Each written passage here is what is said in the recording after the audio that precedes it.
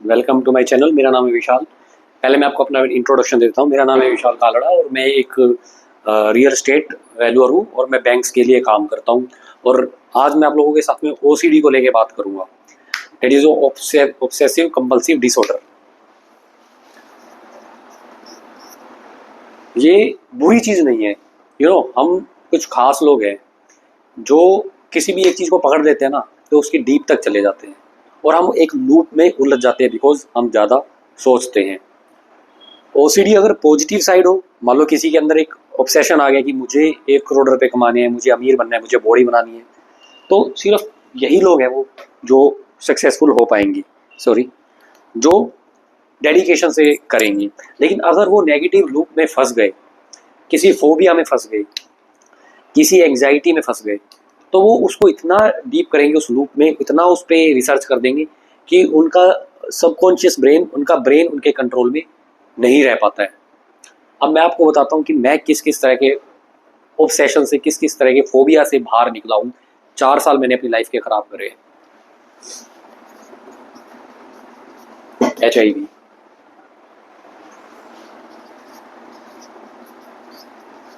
Diabetes,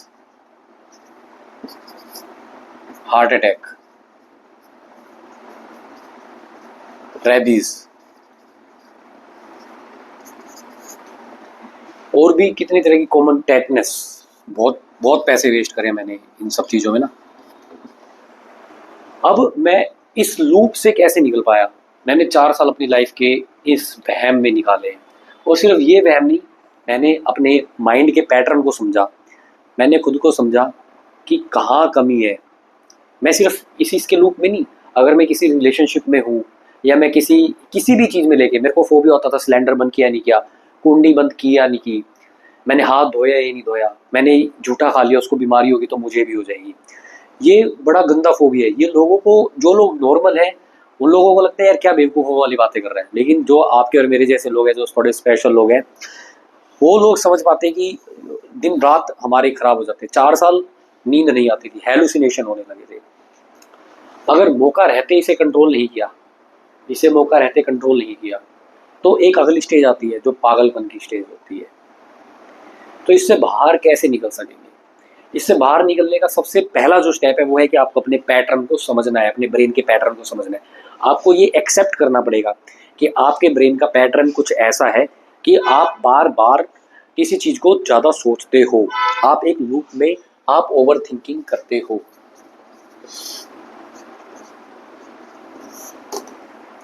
अगर आपको ये चीज़ समझ में आ गई तो अगला आपका स्टेप क्या होगा कि मुझे इस लूप से बाहर कैसे निकलना है।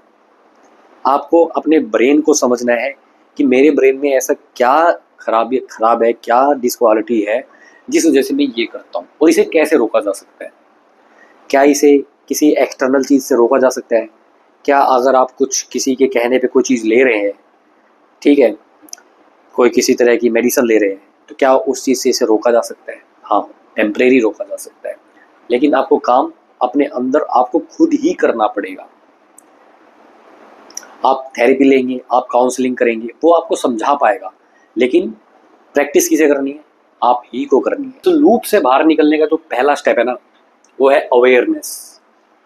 कि आपको अवेयर होना है, आपको देखना है अपने थॉट के पैटर्न को। और जो सबसे जो जो सिर्फ मैं कहूँगा, सिर्फ एक ही तरीका है इस चीज़ का, सिर्फ एक। आप मेरे से किसी से भी मेरी डिबेट करवा दो, किसी से भी मेरी बहस करवा दो, क्योंकि मैं जब इस इतने गंदे ओसीडी से, इतने गंदे फोबियाज से बाहर निकल सकता हूँ ना, मैं चैलेंज करके बोल सकता हूँ, that is mindfulness, that is thoughtlessness. विचारों को कम करना आपको सीखना पड़ेगा with the help of meditation, with the help of spirituality. चाहे वो मंत्र जाप है, चाहे वो त्राटक मेडिटेशन है, चाहे वो वट कोई भी मेडिटेशन की टेक्निक हो सकती है। और मेडिटेशन में हम सबसे बड़ी गलती क्या करते हैं? हमने आधा घंटा, हाफ एन आवर मेडिटेशन किया, उसके बाद हम पूरा दिन उसी लूप में उलझे रहते हैं। This is wrong. आपको अपने ब्रेन में बिठाना पड़ेगा कि मुझे 24 घंटे माइंडफुल रहना है, मुझे प्रेजेंट मोमेंट में रहना है। जो जो पाथ जिसे हम बोलते हैं न्यूरोपाथ, जो न्यूरो सर्किट हमारे ब्रेन में बन चुका है,